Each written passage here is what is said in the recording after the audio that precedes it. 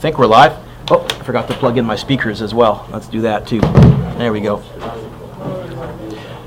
This is going to be a really important concept, and if you wrap your brain around this, this will both help some of the stuff we just did in gravity. It'll also help you understand some of the stuff we're going to get to in magnetism.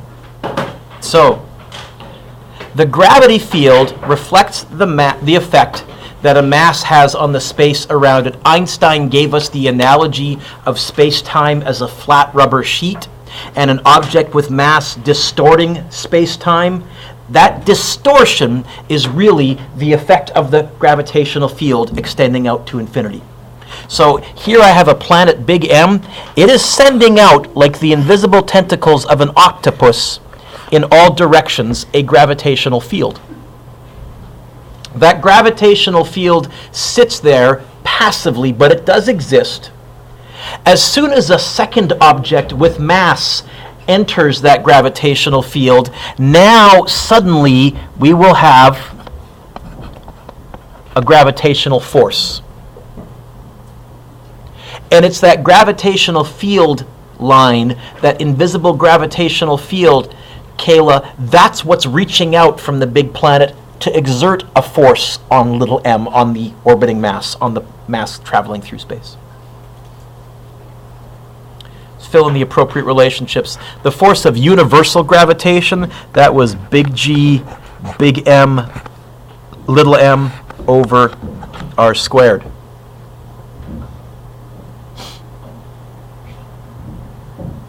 Okay. The definition of a gravitational field, well, as an equation, we said you could calculate it by going big G, big M over r squared. But another way to think about it is it's simply a ratio. How did we calculate the force of gravity in Physics 11 near the Earth? Get the obvious one. Okay. Now, that G is the gravitational field strength, and that gravitational field strength can be calculated anywhere in the universe. So another way to define gravitational field strength as a ratio is it's the force that an object is feeling divided by the mass of that object. This lets you calculate it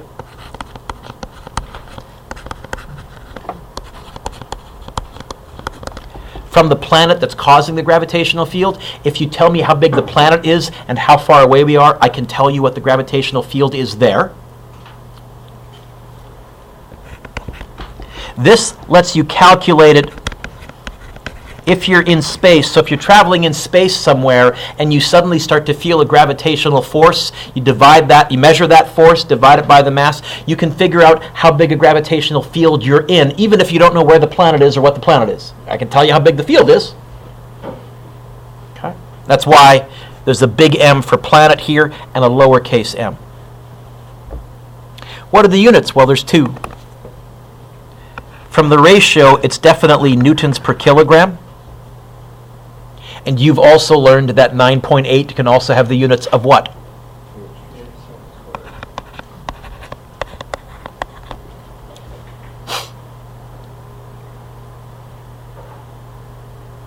Okay? So there's two ways I can calculate gravitational field, this invisible octopus tentacles coming out from any mass. The first way is if you tell me what's causing it, in this case the Earth, and how far away we are, I can use the first definition. I can say I can calculate gravitational field strength by using that equation. It's going to be 6.67 times 10 to the negative 11. Mass of the Earth was 5.98 times 10 to the 24th. Divided by, did they give me an altitude or did they give me a radius? They said from the Earth's center, so this is a radius. I don't need to add the radius of the Earth. I can just put in 8.38 times 10 to the 6th, and there is a squared. I know it's going to be less than 9.8 because that's what it is on the surface of the Earth, and we've gone into outer space. It's not going to be 0, though. How big do you get?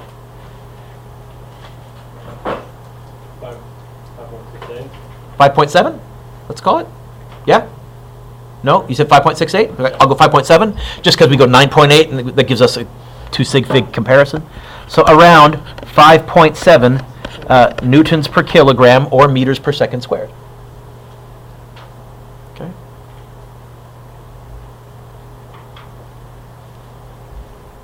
Let's suppose you're in a spaceship somewhere, and you've been used to weightlessness, and suddenly you notice that objects are getting pulled down to the floor or the wall because it's really whatever direction the gravitational field is coming from. So you could take a 10 kilogram mass, you could hang it from a spring scale, and when you do that, the spring scale goes down to 750 newtons.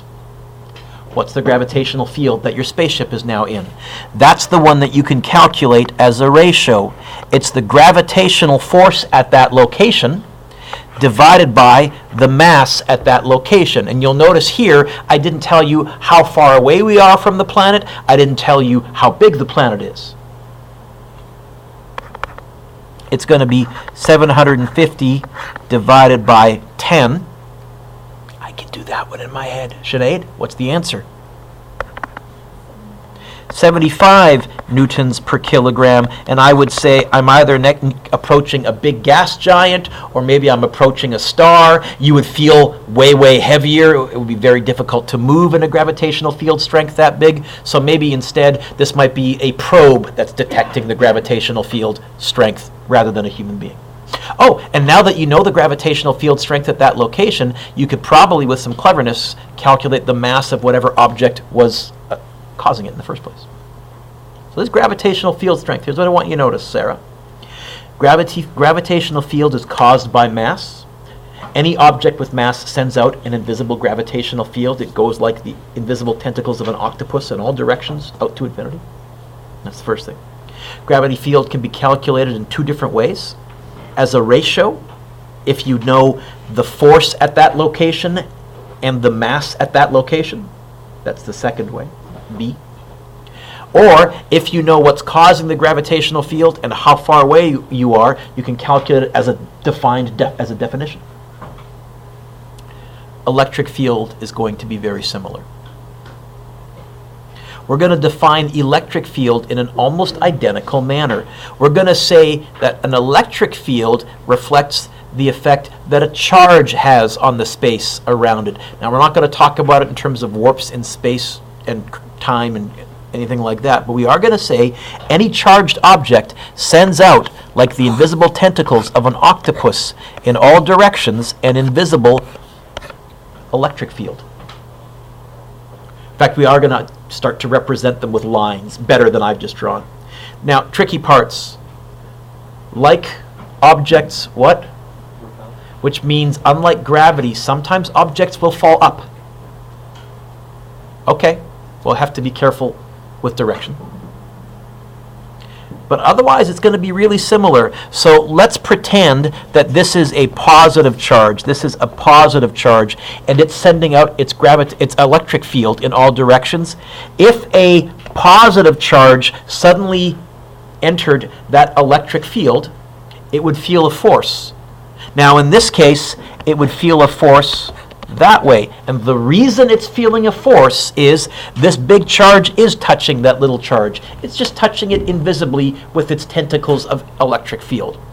See, that is a hypothesis that we can test and analyze and use far better than Yoda using the force to make something lift or move or something like that. That allows us to avoid having to allow magic and witchcraft and Yoda and the force into our world of science. Let's fill in the appropriate relationships. The force of electricity was K Q1 Q2 over R squared.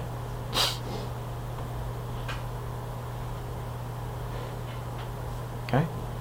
Definition. We're going to do that later. Let's go down to here, the electric field as a ratio.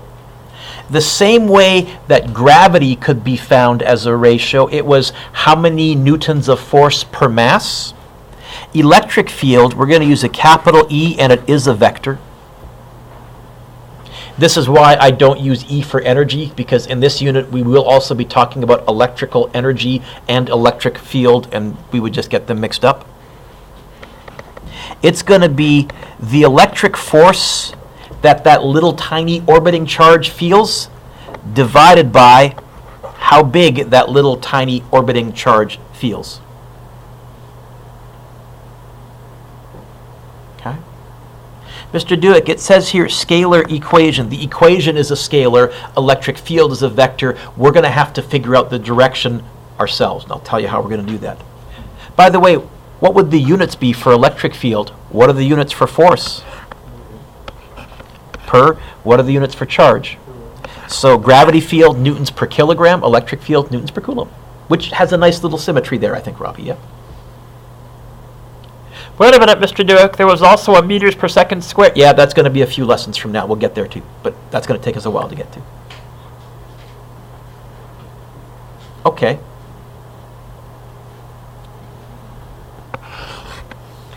So, electric field is electric force divided by the little tiny orbiting charge. That's what I wrote in the box down there, yes?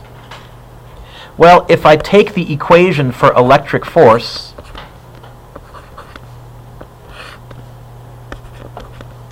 that's Coulomb's law, K, big Q, little q. Now I'm using it similar to gravity instead of Q1 and Q2. Oh, and I divide it by little q. So Drake, I just moved that equation and substituted it in. Do you see it?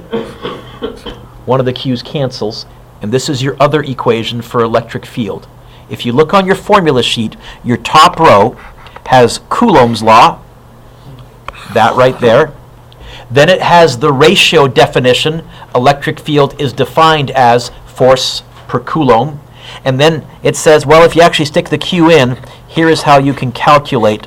Oh, yeah, big planet is what's causing it, electric field. And notice it looks an awful lot like gravitational field, which was big G, big M over R squared. This is why I said to somebody the other day, the mathematics of electric charges and static electricity is going to be very similar to the mathematics of gravity. Okay. For all of these, just like for forces, technically, you don't want to put the sign in. If you want to, on your yellow formula sheet, only for that top row of 3 equations, you could put absolute value signs around all the Q's. We're not going to put negatives and positives into the equation. Okay. So what did we say were the units of electric field? Well, from here, it's got to be newtons per coulomb. It's how many newtons of force every coulomb of charge will experience. Bigger electric field, a bigger force will be felt by that charge at that location. Smaller electric field, smaller force. Is that all right? So I wrote here, as was the case with electric force, electric fields can't be negative. A negative answer simply indicates attraction. You know what? The negative should be dropped in any answer. And I don't know why on my original, this isn't halfway up overlapping the word should. On mine, this formula is clear and by itself. Anyways, that's supposed to be what I wrote here, okay, with an absolute value sign. And I wrote here, you can add the absolute values to your formula sheet right now. I guarantee I'm going to be asking you a lot of questions about electric field on your test, but on quiz, but also it's an important concept. So let's start out. There are 2 ways to find electric field. What's A asking me to find? Electric field strength, electric field. What's B asking me to find? Electric field strength, electric field. Half the battle, Nick, is going to be figuring out which method am I going to use. So you ready, Nick? I'm going to pick on you. I'm going to read the data very carefully. Here's what it says. At a certain point in space, a negative 0.5 microcoulomb test charge experiences a force toward the south. Find the electric field strength at this point. That's option number 1. Option B says, find the electric field strength 0.45 meters right of a 2.3 microcoulomb charge. If you want, I've turned the page. Do you still have have we all turned the actual physical page? Okay, then let's write electric field is force electric divided by charge. Electric field is K big Q over R squared. Really, the key to realize is one of these has an R squared in it.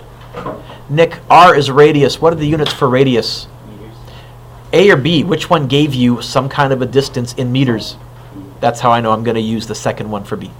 Okay? So the second one, heck, I'll even do that first.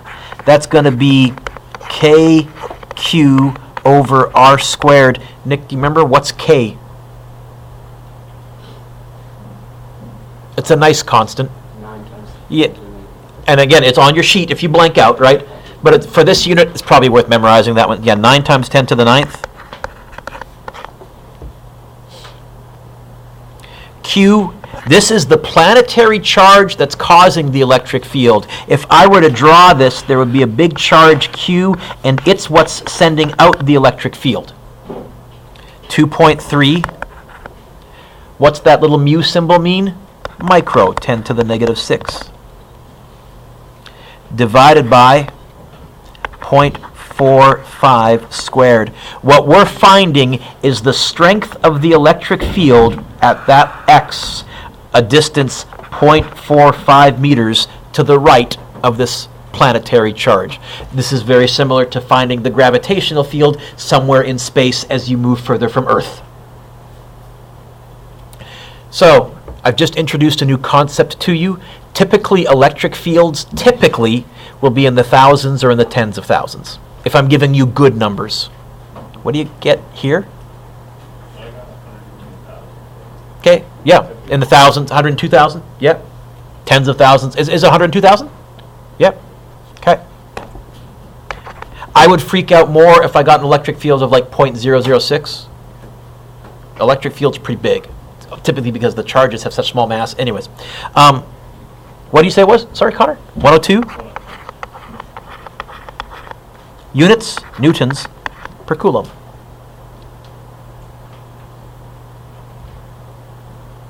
Now, part A is not telling me what's causing the electric field. Part A is saying, here's a little tiny test point, and it's feeling some kind of a force to the south. How big a force? 5.2 times 10 to the negative 4 newtons. So the fact that it's feeling a force means it's stuck in an electric field. How big? Well, that electric field can be calculated by, it's the electric force at that location divided by the charge at that location. Is 102,000 correct, folks?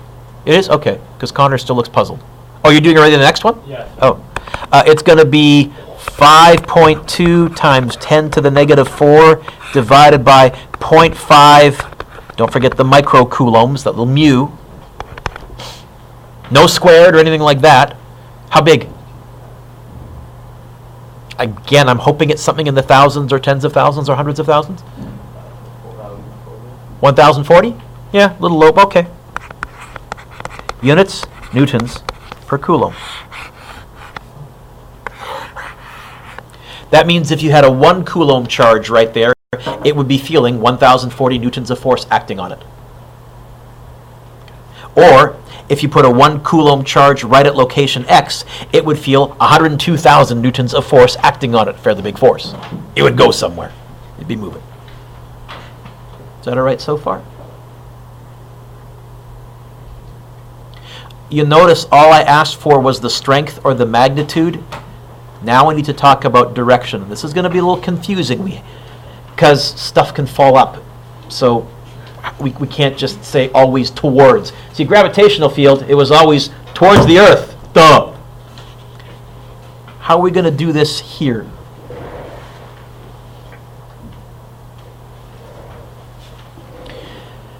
Gravity never had an issue with direction because gravity always attracts, but electricity can attract or repel. We need a definition. So here's how we define the direction. If you know you're sitting in an electric field and you want to ask which way, it's which way a positive would want to travel right there. Except I got to be really careful. Which way a tiny, tiny, tiny positive test charge would want to travel if it was sitting right there. How tiny? So tiny that it doesn't have its own electric field, because that would change the question. An imaginary, tiny positive charge. So let me show you what I wrote.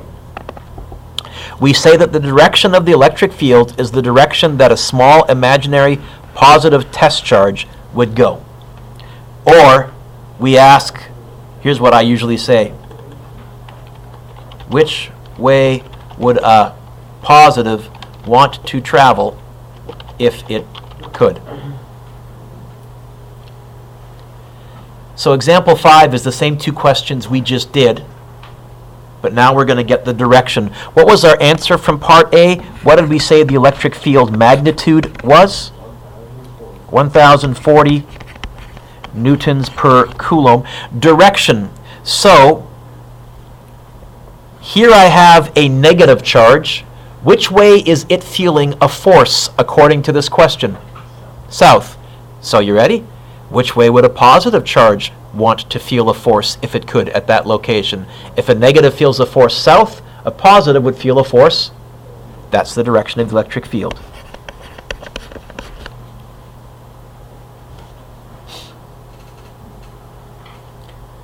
For part B, we had an electric field of, sorry, I said F. I should have said the letter E, by the way, folks. That's terrible on my part. It's not a force, it's electric field. It's not a force, it's an electric field. Wow, do it. Don't do that again. I did use an E here. I hope. Oh, thank goodness. Sheesh. It was 102,000 newtons per coulomb. So I imagine a little positive right there. A tiny positive test charge right there. How tiny? So tiny that it doesn't have its own electric field. Because understand, if it had its own electric field, now it's changed the net electric field at that location, and our answer is wrong. So magically tiny, but positive. What's the polarity of this charge, the planetary charge? Positive or negative? Positive. So I know that this charge is positive. Which way would a positive right there want to travel if it could? What direction is the electric field?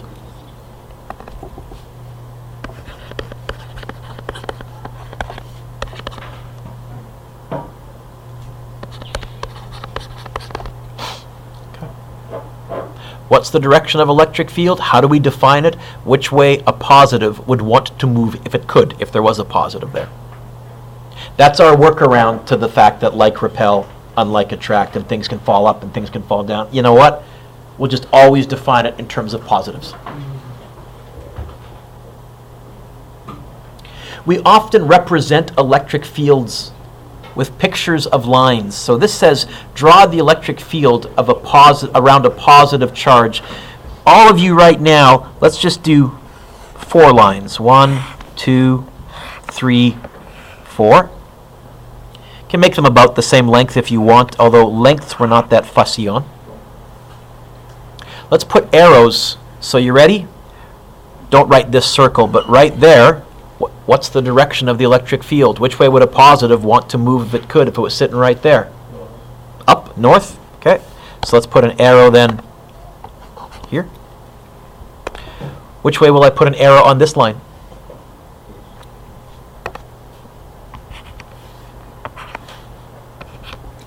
If this was a negative charge, which way would all the arrows be pointing? Inwards, towards.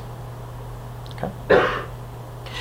The fact that I have 4 lines doesn't mean that this has 4 newtons per coulomb.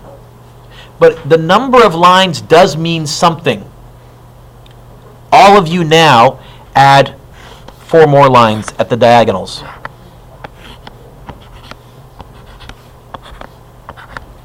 If you saw a charge with 8 lines coming from it, and you saw a second charge with 4 lines coming from it, Sarah, that's telling you that the electric field is twice as strong as the other one.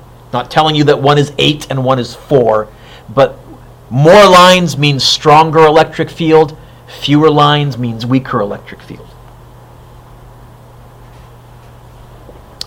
4 lines really means 8 lines compared to 4 lines really means bigger charge, twice as big a charge versus half a big a charge. Okay. The second thing that the lines can tell us is the strength at a location. The closer the lines are together, the stronger the field is there. The further the lines are apart, the weaker the field is there. And it works really well because, remember, the equation does have an r squared in the bottom of it? Yes? Yeah. Go back. To calculate an electric field from the planetary charges, an r squared, which means as you move further away, as r gets bigger, electric field gets smaller. Notice also, as I move further away, the distance between these lines gets bigger. That's a nice visual way to say to you, yeah, the field's getting weaker right there. So we're going to use that as part of our notation. We're going to say, if someone gives me a picture of electric field and there's a bunch of lines clustered really close together, they're telling me it's stronger there. If there's a bunch of lines diverging, they're telling me it's getting weaker there. Draw the electric field around a negative charge, except this charge is only half as big as the previous one.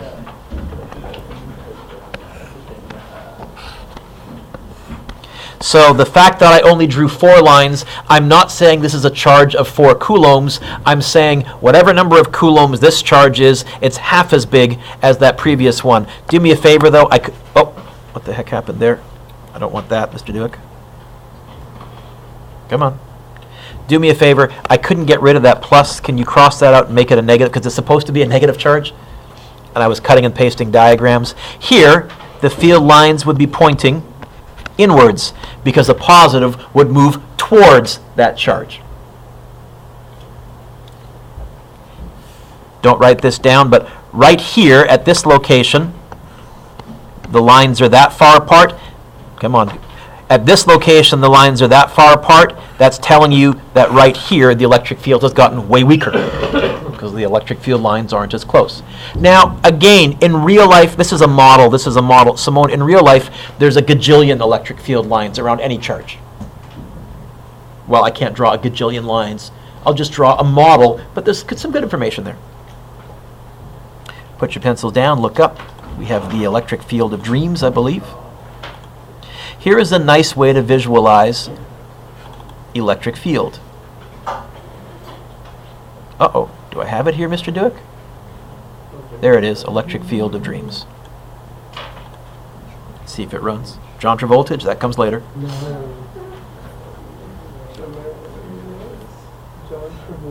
Of course, geometry voltage. Oh, I don't want that. Accept and continue. So, there's a positive charge. Or is it a negative charge? Which one? Look at the electric field arrows. Okay, negative charge. And by the way, this is what's going on at the atomic level, at the subatomic level, all the time. I'm going to add another negative charge. They are going to exert forces on each other. Like charges, they're going to repel each other. Okay? This is part of what we mean when we talk about kinetic molecular theory and things moving around. I can make them move faster by adding heat. Yeah. Will they tend towards the corners? Well, if you actually in real life had charges in some kind of magically enclosed screen, sure. So in this sim, yes. In real life, I don't think you have charges inside a magically enclosed, perfectly square, symmetrical screen. Hey, let's add a positive charge. Preferences. No, that's not what I want. No, I don't want that one. I want to remove that one. Oh, properties, that's what it was. There it is. So now I'll make the charge positive 1 microcoulomb. Still the same mass. They all have a mass of 1 kilogram, just to make the math simple, even though there's no way a charge would have a mass that big. Let's add it. And now you get all sorts of action happening here. Okay? This charge here, positive or negative, look at the electric field lines and figure it out. Negative. This charge here, positive or negative, look at the electric, okay? This charge here, positive or negative. And all these overlapping electric field lead to a very, very complicated dance that's going on at the atomic level all the time. Let's add a couple more negatives. Okay? This is why we say, you know what, matter is never really at rest. even absolute zero, my understanding is we can't quite get these completely at rest even at absolute zero. But this is what's going on. And what's causing the force? They're all sending out electric fields, and all these electric fields are interacting with other electric fields, and all the charges are experiencing the net electric field at their location, and they're either going to be repelled or attracted. Okay. So, direction of the negative field, of the electric field, we ask, quote, which way would, that's not what I wanted, Mr. Dewick. Which way would positive test charge move at that location?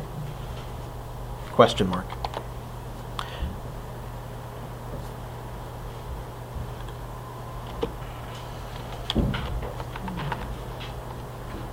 Come on, type. Tiny, if you want to add that word. How tiny? So tiny it doesn't have a charge of its own. You can see why I said that, because as soon as I added another charge to that field of dreams, everything changed. So our positive charge is positive in name only, but it actually has a net charge of 0 coulombs. But it's positive! That's our little thought experiment. I like example 6, I like example 6, I like example 6. Example 6 is a nice question.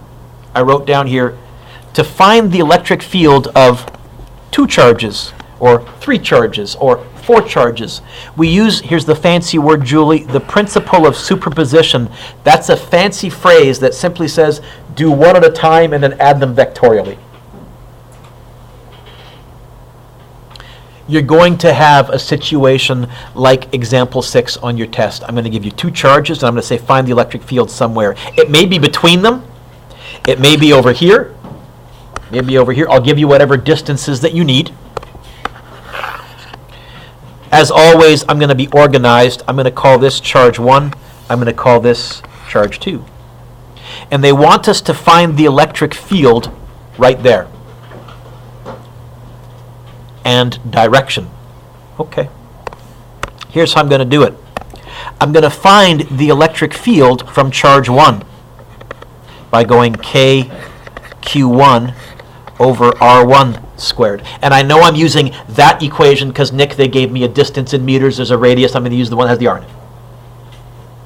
I'm also going to find the electric field from charge 2, magnitude and direction. And that's going to be KQ2 over R2 squared.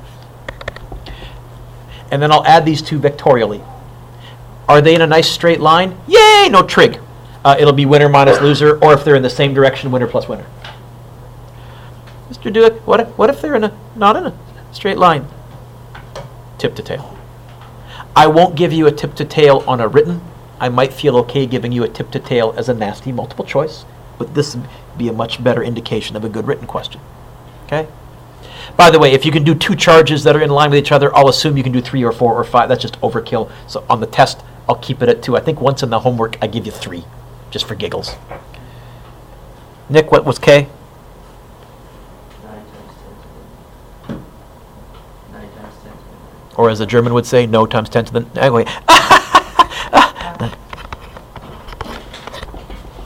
No? Okay.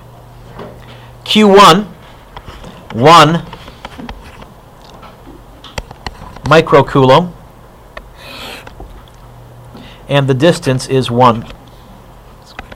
Connor, put your calculator down. Oh, you're... Connor. What's 9 times 1 divided by 1 squared? You. What's 9 times 1 divided by 1 squared? Don't put your calculator down. Connor, what's 10 to the 9th times 10 to the negative 6? Are the bases the same? What can we do with the exponents if we're multiplying and the bases are the same? Times 10 to the what? Or 9,000 newtons per coulomb. No calculator required. It's my 1 times table. Saw you typing on your calculator. Oh, put it down. Put it down. Direction.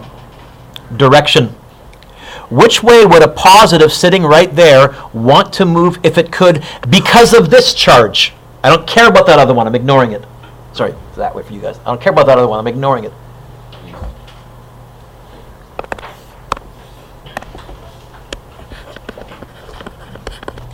Let's repeat, Connor, you and I.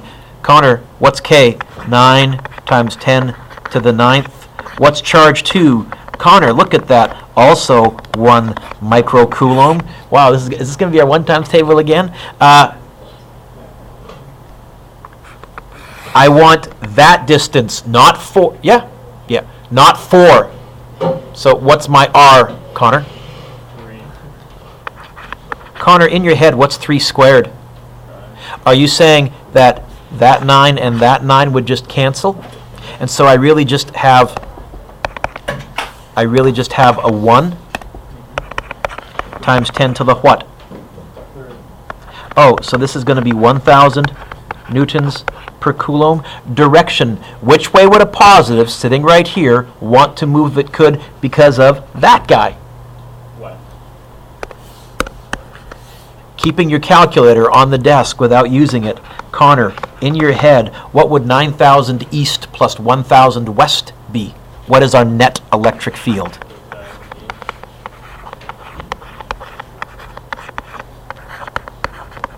Don't you feel a little proud? You did it all in your head, no calculator required? Were you really reaching for your calculator on that first one and typing it in? It's the 1 times table, people. Okay.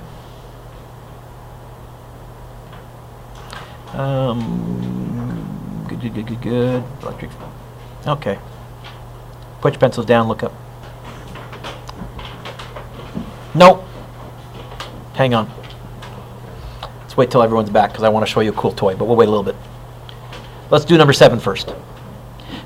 It says draw approximately the resultant electric field at the indicated points. Both charges are identical positive charges like the example we just did. I'm going to save these two for last because they're not in a straight line. I have a feeling some tip to tail stuff is going to be going on here. Okay.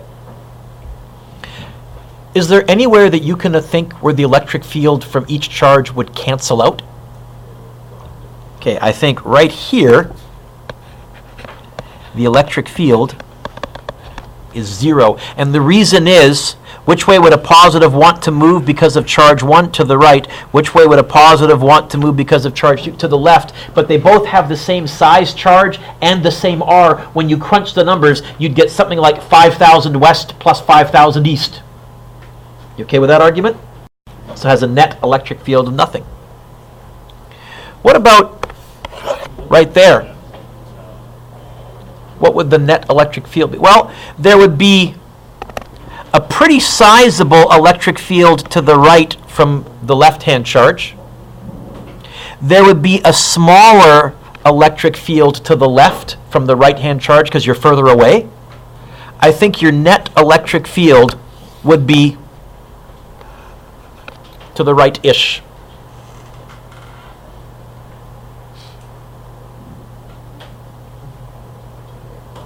What do you think the electric field would be right here?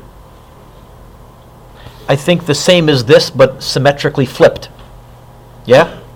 So I think we would make the same argument. There would be a pretty strong electric field that way. There would be a smaller electric field that way.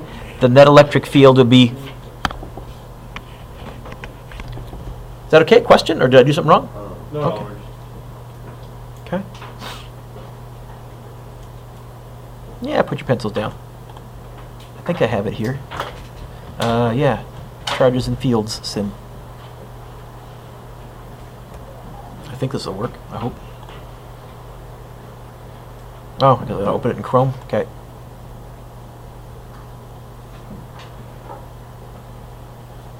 Attempt to view the sim anyway. Click to enable. Allow. Is it going to work?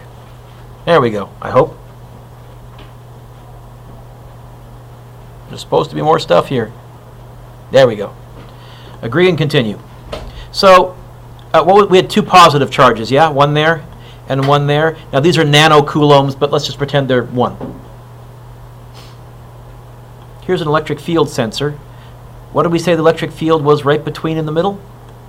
0. What did we say the electric field was here, pointing to the right? Yeah?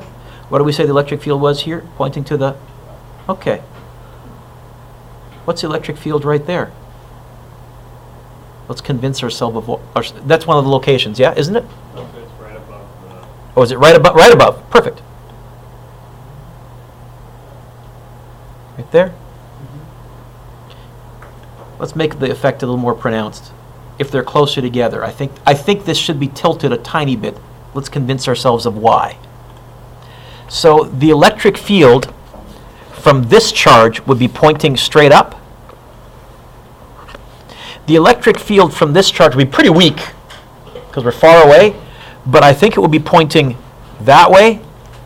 And I think if you add those, Kayla, tip to tail, you get ever so slightly off to the left, but almost straight up, but not quite. Is that all right? Hey, let's do this second charge. The electric field from this guy, I think, would be pointing that way. That's which way a positive would want to move if it could. The electric field would be pointing that way, and because we're halfway between them, I think those arrow lengths would be the same. How would I add those arrows together? Draw them, tip to tail. So if I do that, I get a net electric field apparently pointing straight up. Let's test our sim. Yeah. In fact, I can turn electric field lines on, and this gives you kind of an idea of just what's going on with all those arrows. Okay. That's the electric field between two positive charges. I wonder what that would look like between two negative charges. Put your pencils down, look up. Example 8 says, draw the electric field pattern for equal like charges. I don't think on a test I'll ask you to draw an electric field. I will probably give you pictures of electric fields and say which ones are drawn correctly, which ones can't be right. So first thing, what's the polarity of each of these charges, positive or negative? So which way will my arrows be pointing? Away from each charge. Now the fact that they're equal charges means I'm going to have the same number of lines on each charge. 4 lines, 6 lines, 8 lines, 40 lines. If you're a glutton for punishment, I'll probably settle for like 6 or 8 or something like that. But the electric fields are going to be affecting each other. So it's really the path that a positive charge would travel if it could. Let's suppose I had a positive charge take off right here. It's going to start to get repelled by that other charge, and it's probably going to bend that way. Don't believe me? You can kind of see that shape right along if you follow those arrows. The same thing would happen here. Anything leaving here would get bent and repelled that way.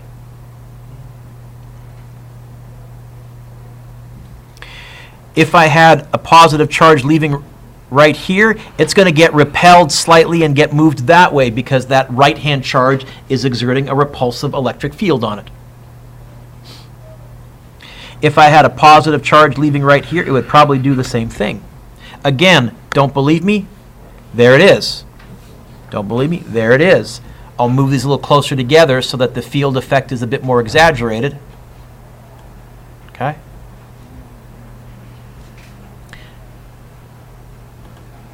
I think I can do a... No, that's voltage. Never mind. Oh, direction only. Sure. Okay. The lighter, the weaker, so they added that into the sim. But if you just want to see the direction of electric field, something like that. Hey, going down, it would get repelled that way, get repelled that way. There'd probably be an electric field, and it would get repelled kind of this way and repelled kind of that way. An electric field going out this way would get really repelled. A positive would get repelled by both charges. Electric field going this way would get repelled by both, a positive test charge would get repelled by both charges, and so the electric field line looks like that. Probably like this, probably like that. I tend to make my diagrams symmetrical if they're like charges, because that guarantees that I put the same number of lines on each charge. Looks like I went with, what, 6 and 6? Good enough. What about equal and opposite charges. I'm going to change colors. First of all, which way would a positive right there move? Boom! Right? Straight to the negative. Which way would a positive leaving here move? Well, negative is that. I want to go to the negative. Right? A positive leaving right here, I want to go to the negative. What about a positive left going this way? It would go... yeah, usually get a little frog shape somewhere along the way here, something like that. Looks like a frog face or something, I don't know. Okay? There would be another one of these on top. Okay? One would leave here, it would leave the page, it would come back onto the page over there. It would just do a really big circle. Probably one like, oh, sorry, I drew this one wrong. One would leave here, come in here. Let me show you that on my sim. So instead of a positive charge, bring in a negative charge, and you'll see what I mean. Okay? So here is the electric field between two equal opposite charges.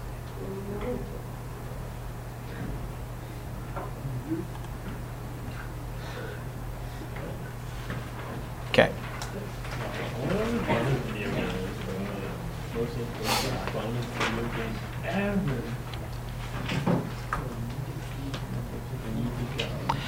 I want to go on my Michael Faraday rant, but I'm going to do that next class. I'm going to sort of say pause here. You can actually do all of the homework. I'm going to assign the homework, and I have to also show you the most addictive bonus video game that I'm ever going to give you. So there's a bit of a summary. We'll review that next class if you want. But for now, you can handle number 1. Robbie, 2 or 3, which one do you want to do? Okay. They're both the same question, finding an electric field given a location. 5 is good. 6 is good.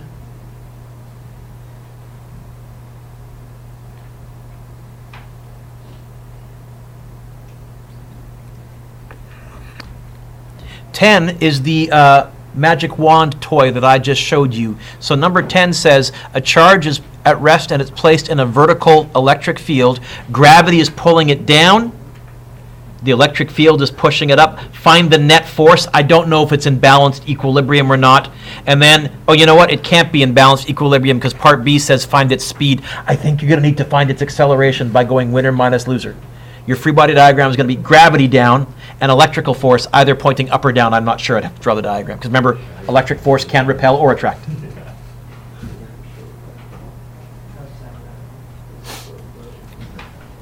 $11 is good. 13 is good.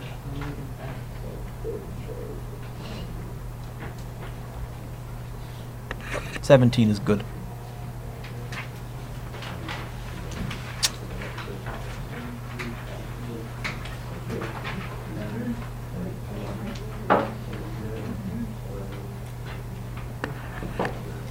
Just for giggles, if you want to try number 19, number 19 asks if you wanted to hold the Earth in orbit with electric force, not with gravitational force, how much charge would be required? Because you've probably wondered that at least once in your life, and if you haven't, hopefully now you kind of are. Ladies and gentlemen, the most addictive bonus video game of the year. Let me pause the recording video.